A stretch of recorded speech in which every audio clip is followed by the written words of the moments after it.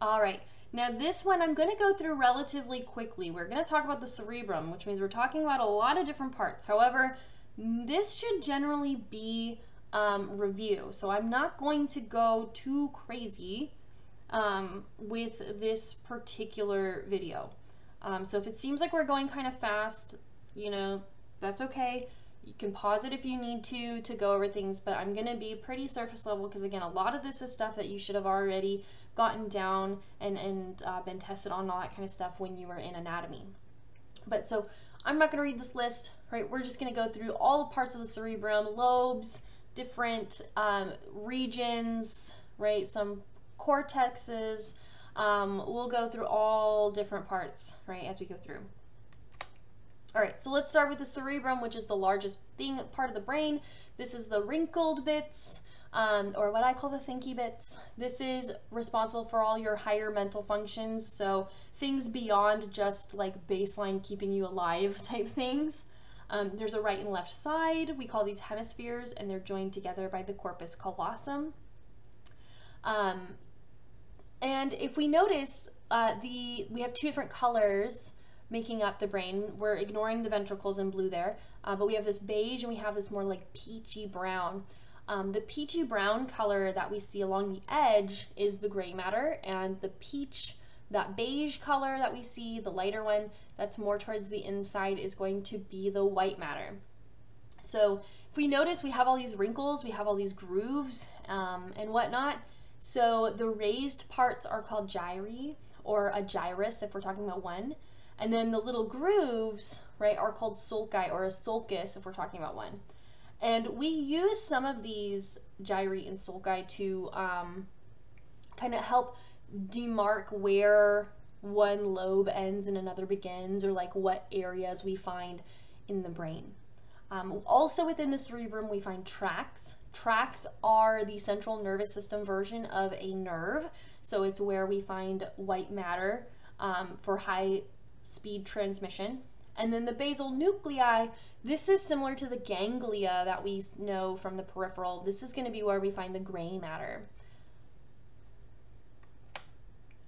And so if we talk about the different lobes, right, we have 5 different lobes, and they all do something a little bit different. We have the frontal lobe. The frontal lobe is going to be where you have motor control. We're going to have some parts that help with language. This is where kind of your personality is seated. Organizing, response control, right? Conscious thought, right? And executive decision making is coming from the frontal lobe. And if you notice, if you remember from anatomy and the bones and whatnot, the frontal lobe is in the front, right? As we move kind of up and back over the cerebrum, we get to the parietal lobe. This is where we have areas for somatosensory information, so your sense of pain, touch, temperature, positioning, right? Basically, like, how is your body oriented and what is your body touching, you know? How does it feel?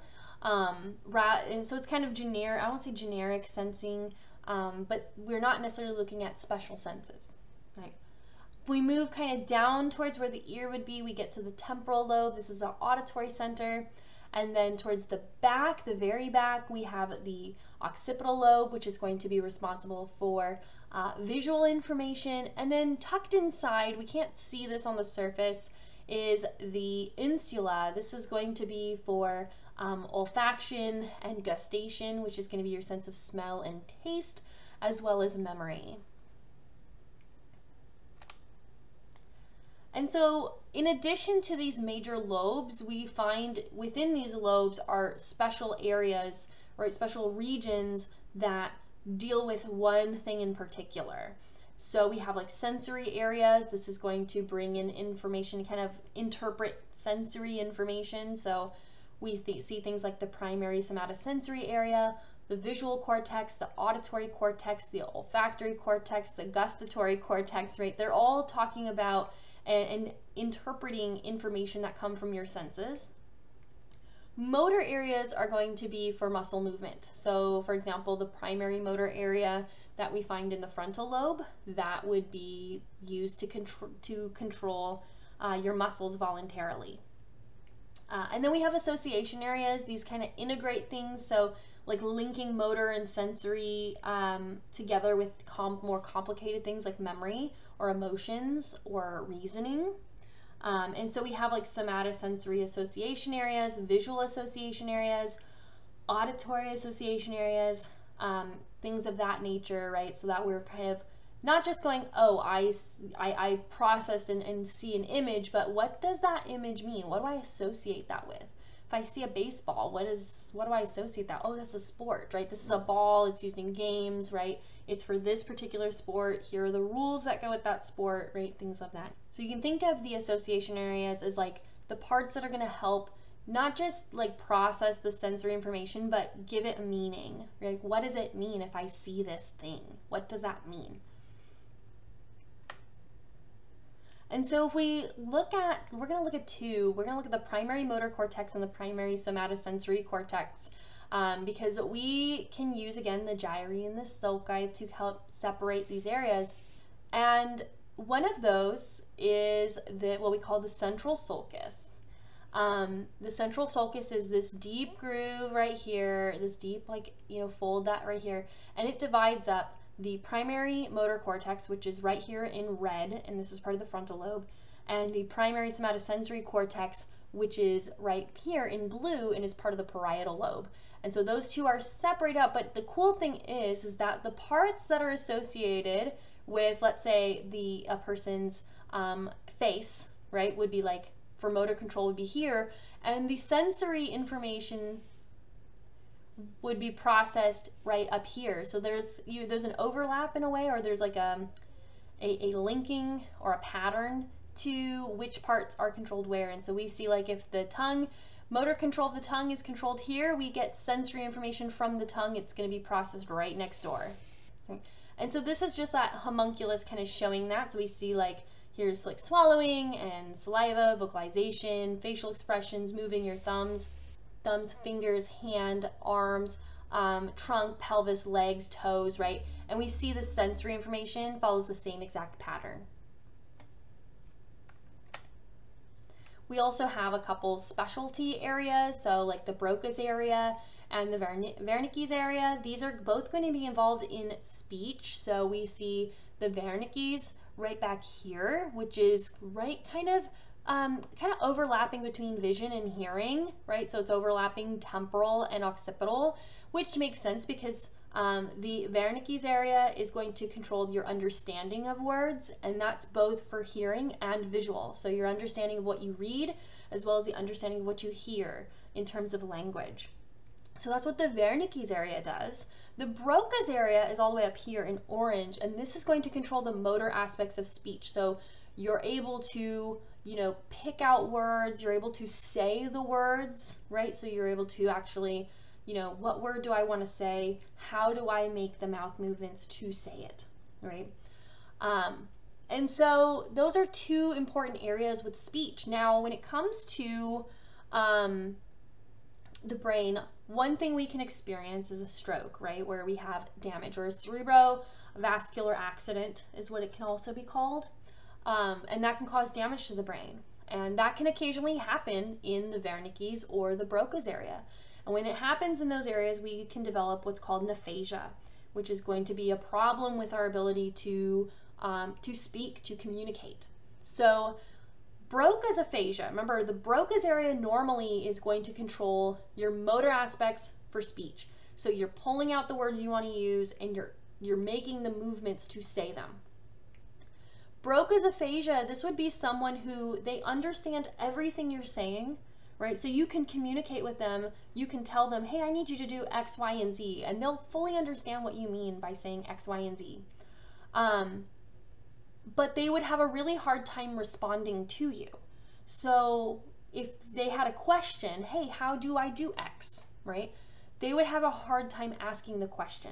They would know they want to ask the question. They would know what they want to say, but they would have a really hard time getting it out, right? So their speech would be slower. It would be hard for them to, find the right words. There's some really good videos that I may show in lab if I have a chance that demonstrate someone with Broca's aphasia. So This is someone who they have trouble communicating what they want to say, but they have no problem with understanding language being, written or said to them. Now the Wernicke's area, this is for understanding, right?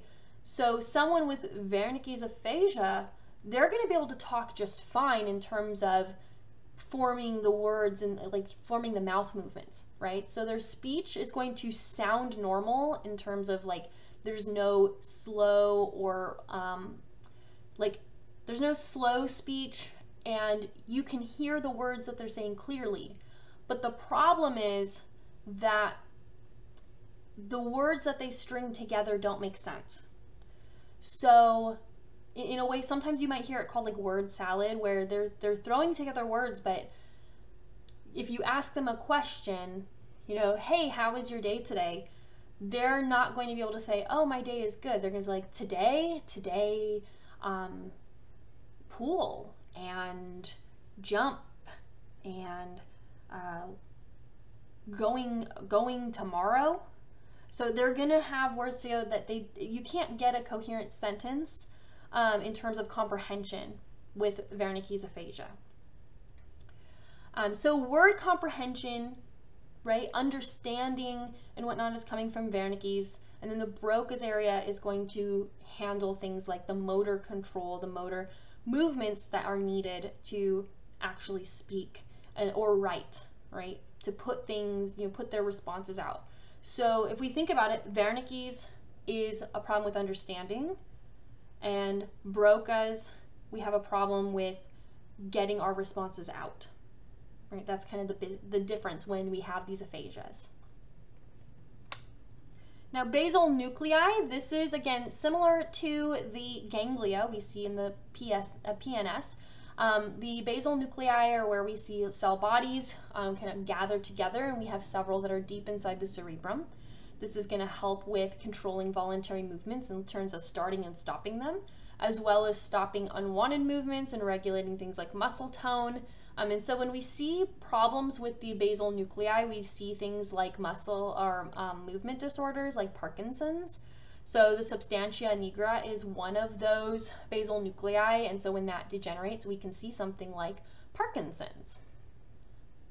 So talking about the basal nuclei, let's go ahead and look at the motor circuit. This is going to be using the basal nuclei to initiate movements as well as stop movements we don't need to happen. So neurons in the motor cortex, they release glutamate, which is excitatory, and then in response we have neurons in the putamen that release GABA, which is inhibitory. So if we look at kind of what's going on here, so the thalamus produces glutamate, that's going to then excite the primary motor regions of the cortex. Glutamate then is released to excite the putamen, but then the putamen releases GABA to inhibit. Globus pallidus is also sent to inhibit. And so this is going to complete that motor circuit. Moving on to the diencephalon, this is going to be deep inside the cerebrum. So you're only going to see this if we take a slice. But we have the thalamus, the hypothalamus, the epithalamus, and the pituitary gland. We're going to only be looking at the posterior pituitary because the anterior pituitary is endocrine. The posterior pituitary is kind of neuroendocrine. This is where we see that bridge between nervous and endocrine.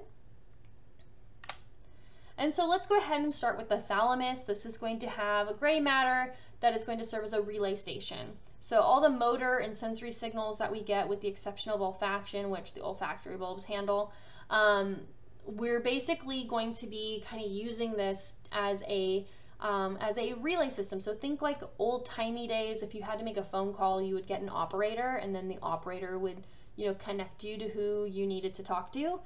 The thalamus is kind of similar in that, right? It's going to help serve as a bridge. It's going to help serve as a way to kind of sort out where the signals need to go.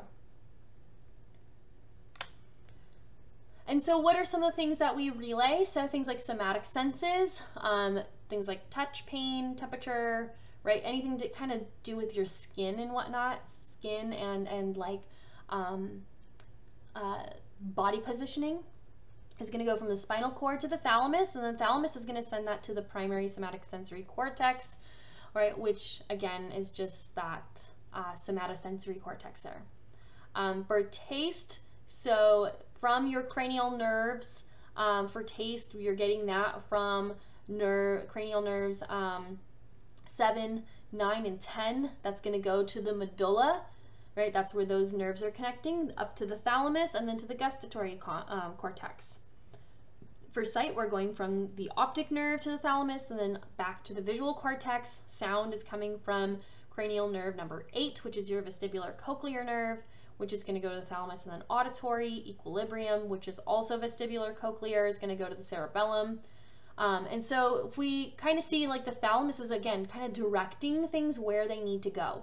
So the thalamus is receiving a lot of this and then helping relay things in the correct direction, so we don't send, you know, sensory information from like the tongue, right? We don't want to send those signals to the you know, the visual cortex, because that's not going to help make any sense, right? Then we see the hypothalamus, which is down just below the thalamus, hence the name. This is going to help with kind of autonomic nervous system function, so maintaining things like your body temperature, regulating feelings of thirst, feelings of hunger and whatnot, pain, pleasure, fear, anger, kind of what we call like, I could call like baseline emotions, right? They're very kind of primitive emotions. It's also going to be what connects us to the pituitary gland, so that we have some hormone production coming from the hypothalamus, if you remember that. And it's going to help bridge us from nervous to endocrine. It's also going to help us with things like your circadian rhythm, so your sleep and wakefulness is going to be in part controlled by the hypothalamus. So again, remember the link between the hypothalamus is kind of the link between nervous and endocrine. So we are making hormones like antidiuretic hormone and oxytocin. This is transported along what we call the hypothalamo-hypophyseal tract, which tract, right? Remember what tract is? That is going to be like a nerve, but contained within the central nervous system. So this is going to just send those hormones down to the posterior pituitary. The posterior pituitary then just stores them until they need to be released. And we're also going to be producing a lot of hormones that are going to help control like the anterior pituitary as well as the posterior. But controlling that pituitary, kind of, are we going to tell the pituitary to release a hormone, or are we going to inhibit that release? And then kind of back behind the thalamus and whatnot, we have the epithalamus, right? This is going to have the habenular nuclei. This is going to help relay information to the limbic system and to the midbrain, the hindbrain, which is going to be like parts of the brainstem and cerebellum and whatnot, and the pineal gland, which is going to help regulate your sleep-wake cycle, or your circadian rhythm, right, by secreting melatonin. Moving back, we get to the midbrain. The midbrain is going to be just above the medulla oblongata. We usually talk about this when we talk about the brainstem. And we have a few different components. We have like the cerebral peduncles, which are going to be like these little stalks that are going to ascend for sensory and descend for motor tracts. We have the red nucleus, which connects cerebrum and cerebellum. So we have kind of, I don't want to say a relay, but you know, a connection between cerebrum and cerebellum for motor coordination. This is also where we find that substantia nigra for the motor control. And then cranial nerves that come through the midbrain will include the ocular motor cranial nerve, right, which is going to be cranial nerve number 3. Moving down, we get to the medulla oblongata. This is going to be the lowest portion of the brainstem, so the pons is in the middle.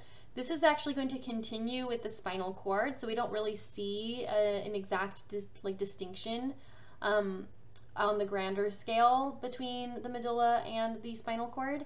And so all of the tracts that ascend and descend from the brain and spinal cord will have to pass through this, because it is kind of the only thing between those two.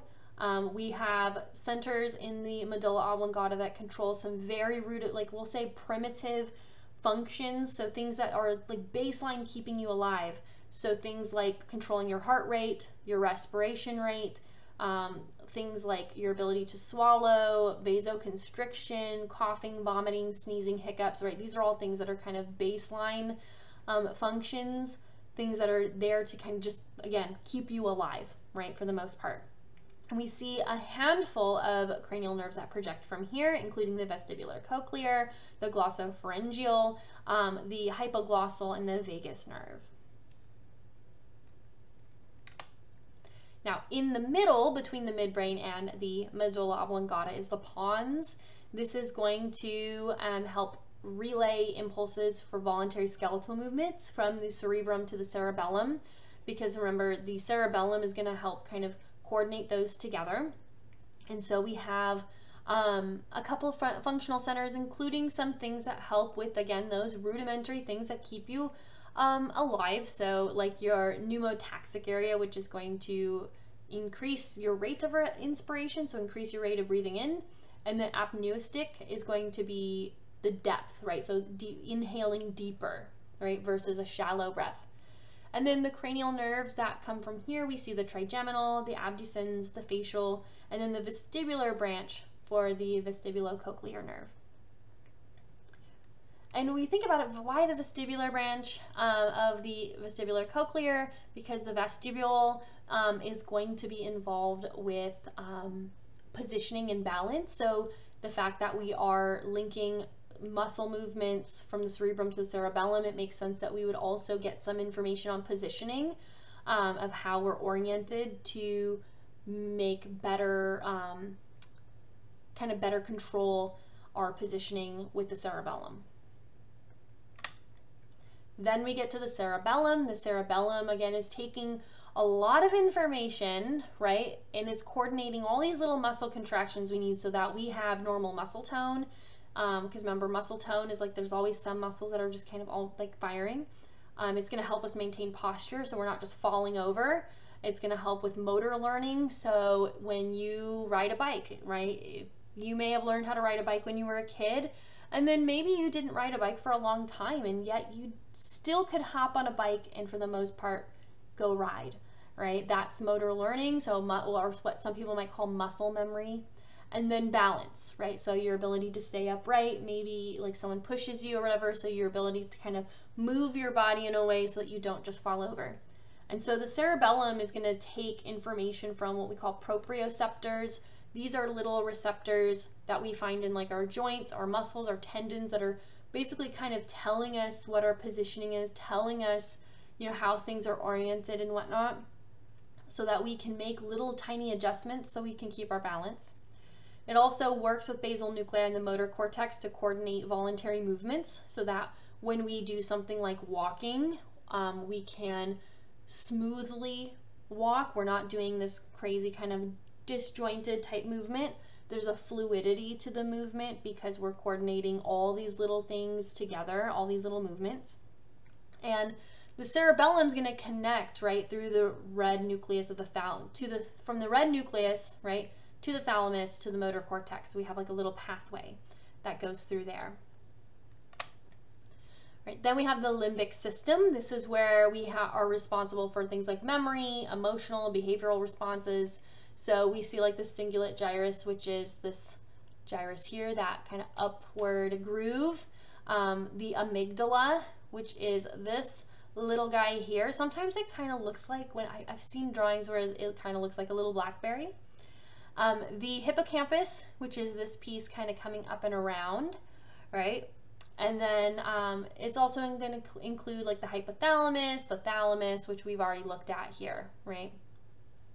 And so some of our kind of primitive emotions are going to be helped controlled by the limbic system. So aggression, fear, hunger, satiety, sex drive, and then goal-directed behaviors. Those are all going to be kind of controlled by the limbic system. So again, like, do you feel fear? Do you feel angry? Do you feel hungry? Do you feel like getting busy, right? Those are all coming from the limbic system. And then of course, you know, we can use higher reasoning to overrule this. So for example, you know, if you're walking in the dark and you hear rustling in the bushes, right, you may feel that fear coming from your amygdala and your hypothalamus, but your higher levels of thinking from like the rest of your cerebrum can tell you, oh, that there's probably nothing there. Like, you can override that, so you can make more logical decisions that are not as emotionally based, right? So maybe you see a small piece of a tail, right, in the bushes, and you're like, oh, there's nothing to actually fear there, even though I hear noise because I saw a tail. It's probably just a small cat, right, that's rustling in the bushes trying to get away from me. So the amygdala has these two clusters of nuclei. This is going to help with processing memory, decision-making, and emotional responses like fear, anxiety, and aggression. The hippocampus is going to be involved with both short-term and long-term memory. And then the fornix, which is this little C-shaped thing kind of going over the thalamus, this is going to be kind of an output tract from the hippocampus, right? And remember what a tract is, so that is going to be the equivalent to a nerve, right, in the brain. We also have something called the reticular activating system, or the RAS, right? And so think about it. If you need to be awake, right, you need something that's going to keep you alert, but also if you need to sleep, you need something that's going to tune out, kind of basically kind of tone things down so you're not woken up by every little noise, every little thing, right? So when we're awake, we're alert, we notice sensory stimuli, right? If there's a small noise, you may turn your head and you can acknowledge it, right?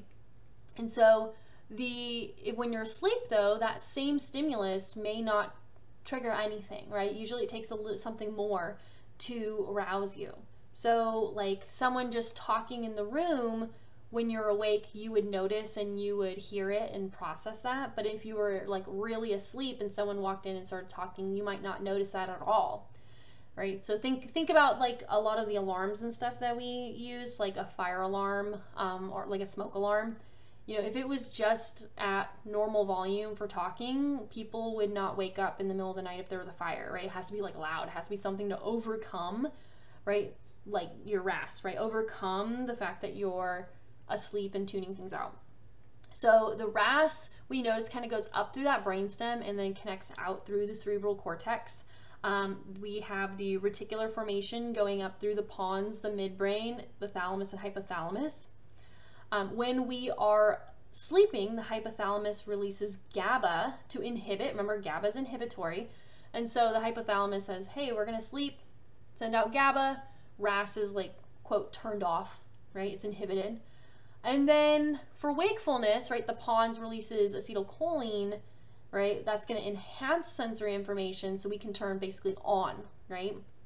So the neurons, they release things like acetylcholine or monoamines, right? That's going to help excite that, going to keep that RAS system on. So a lot going on here. And so think about it, if you had damage to this, right?